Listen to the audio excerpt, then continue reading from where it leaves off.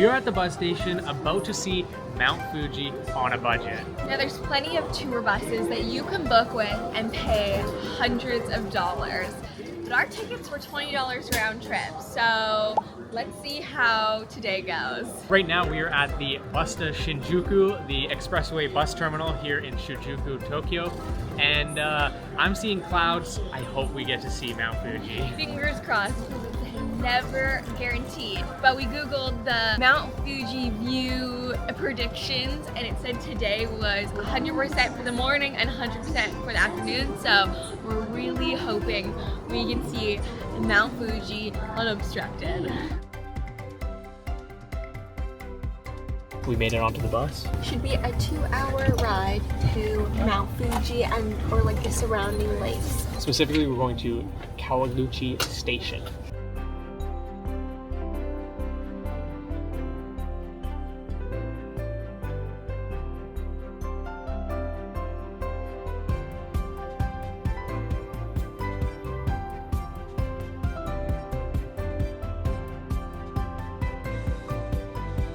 We have arrived in Kawaguchiko, Lake Kawaguchi. On the way in, there's definitely some cloud coverage over Mount Fuji. We saw the very top of it, and then here we can see the bottom of it, but the top is covered in clouds now. So we're really hoping that the clouds go away. We're gonna go grab some food before we start doing some hiking around. We got some katsu curry, so I'm about to try a Japanese curry for the first time. There's so many veggies in it too. Really yummy. I also got a Japanese curry. I tried it from 7-Eleven, but I'm gonna try it now. Super crispy, and when you think about curry, it is what you would expect, even though people call it Japanese curry. It just has different ingredients to go with it, like fried pork cutlet. The curry was so perfect for how chilly it is here. Now, when you come to Mount Fuji, from the photos, at least this is what I thought, there's gonna be like nothing else and just the mountain, but it is a whole town here. So right now we're at the Ensuji Temple, and we're just gonna show you what we're seeing here.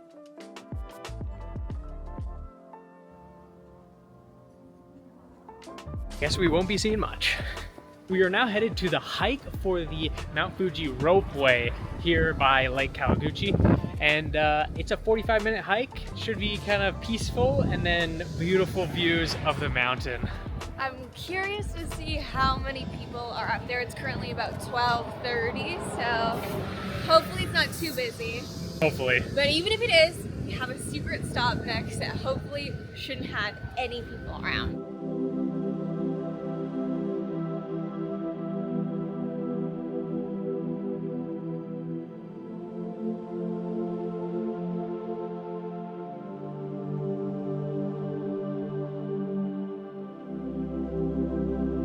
We were a little bit nervous on the bus ride because there was some cloud coverage, but it blew away, and look at this view, it's amazing.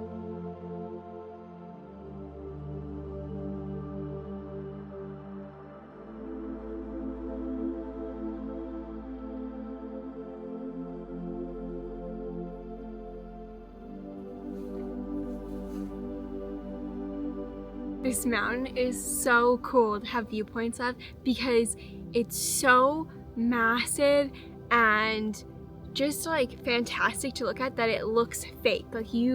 It looks like the drawings that you can see all around Tokyo. It doesn't quite look real because of how it's shaped and the terrain around it. So it just feels a little surreal to sit here and get to view it from like a pretty close distance, and I'm so happy we made it out here, and I feel so grateful that the clouds disappeared and we get to see it unobstructed. This is just such an amazing experience. We have an amazing view of it now, but what you're saying about the terrain is that it so gradually comes to a peak that it's hard to wrap your head around how tall it is. Right now we're 30 kilometers away from it, probably, maybe even 50, but it looks like 100 yards. Like, it looks so close to us, but it's because of how the terrain is, and it's just spectacular, really. Don't really have words. I think we're so used to the mountains back home. The Rocky Mountains are a huge collection of them. So when there's one There's so many, and that's what makes them spectacular back home. But why this one is so kind of impactful to look at is because it's the complete opposite. Yes, there's a lot of like mountains around us, but this one is very unique looking to the rest of them and very much a lot bigger than the rest of them around. So it's kind of singular and on its own, which yeah, just adds to the spectacle of looking at it. Now we might want to hike it sometime. I think we'll have to come back in the summer at some point and summit Mount Fuji.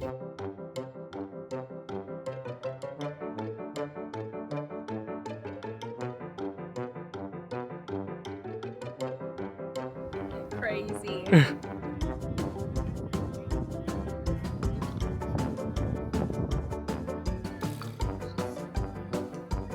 I'm zoomed in.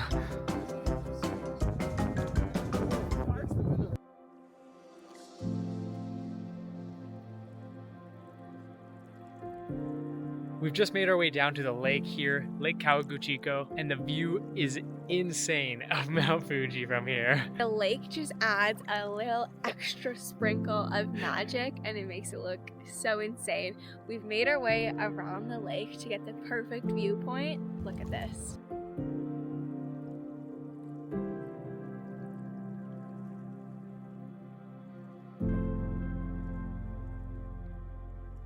Now coming down from where the gondola was, we decided to just hike back down because there were so many people once we got up there. I swear the gondola is so small and they're packing people in like sardines, like 35 to a gondola, which is way too many people to be able to enjoy any moment of it. But the hike that we did was dead. There was no people on it. So I think if you want to see these views of Mount Fuji, put in the little bit of effort it does take to do the 20-minute hike up, and it's so worth it because there's so many photo opportunities that have no one around.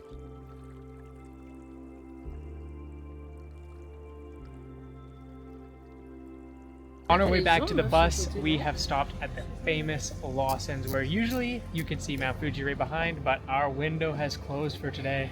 For being able to see it fully. The clouds have come down. No more Mount Fuji views. But it was incredible what we did get to see. And we're so thankful we got to see it without any clouds throughout 80% of our day. So it's been such an amazing day trip from Tokyo.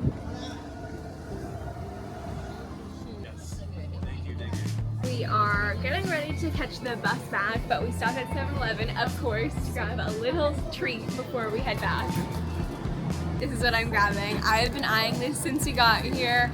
It is strawberries with whipped cream on white bread. I'm so excited to try it. And I gotta get a little bit of crackers for the way home. So we can't eat on the bus, so we're gonna try them here. Oh my gosh, I'm so excited.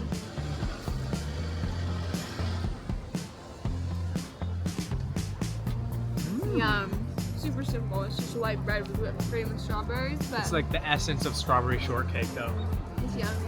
It's really good. This was one that I would highly recommend now that we've tried it. Yeah. And I got these little chip crackers. Kind of soy sauce flavor. Whoa, that was a lot. I didn't mean to. Fantastic crunch. Good snack.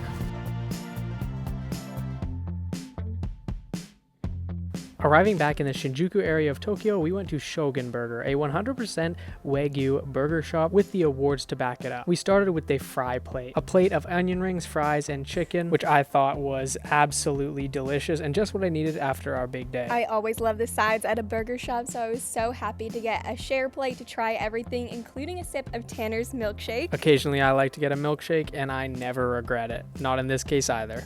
Now the burgers here are on another level. This place is called Shogun Burger. Shogun means warrior, and the size of this burger was only suitable to a warrior. But you're not here for that, you're here for the taste test. And after a while of traveling, this hit the spot. I see why they had all the awards on the walls, because this had to be one of the best burgers I've ever tried. Those were fantastic burgers. So cool to get to try 100% Wagyu beef in a burger form. Yeah, absolutely delicious. I know it's Western food, but they have tons of ratings, and we know why, because they throw a QR code on your table as soon as you finish the burger. But still, great restaurant. We didn't have to wait to get in. just perfect experience. Now that we've had dinner, on our way home, we've seen these a bunch. What you're seeing behind me is called a gotcha machine, and on the inside of it, you get a ball, and you don't know what's in it.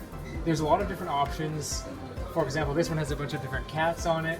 This one has some stuffed animals, but you never know what you're gonna get. It's like a mystery box. Sierra and I have seen this frog that could have a compass on its back, and it's like designed as an item you could hang from your mirror in your car. And so I think that's exactly where we would put it. We've been collecting coins as we use cash here. We've just got enough, so I think it's time.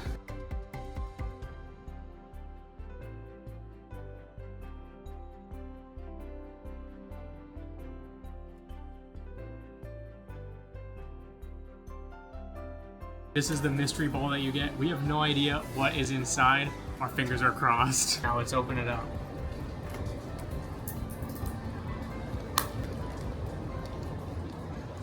No compass. No! That was pretty fun. We didn't get the frog we wanted, so depending on how many coins we have, we might try again, but not today. I still like him. He's pretty cute. That was an extremely fun day, and going to Mount Fuji on a budget was actually awesome. Sometimes when you're traveling around Southeast Asia on a budget, your budget travels can feel, well, like you're on a budget. Here, even when we just got $20 bus tickets to Lake Kawaguchi and back, it didn't feel like a budget experience. It felt very high end.